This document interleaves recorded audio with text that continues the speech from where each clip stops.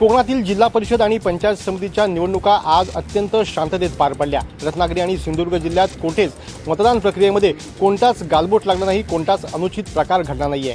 संगमेश्वरच्या मावळे घडशीवाडी येथे EVM machines काही काळ बंद पडलं होतं, यामुळे इथे अर्धा तासाकरता मतदान प्रक्रिया बंद पडली होती। मात्र पर्यायी मशीन्स उपलब्ध झालं आणि मतदान प्रक्रिया पुन्हा एकदा सुरू झाली। संगमेश्वरच्या असुर्डे कोंड या भागामधल्या लोकांनी मतदान प्रक्रियेवरती बहिष्कार टाकला होता। इथल्या अतिक्रमणावरती रत्नागिरी जिल्हाधिकाऱ्यांनी कोणत्याही स्वरूपाची कारवाई केली नाही आणि याचा निषेध करण्यासाठी या लोकांनी हा बहिष्कार टाकला होता।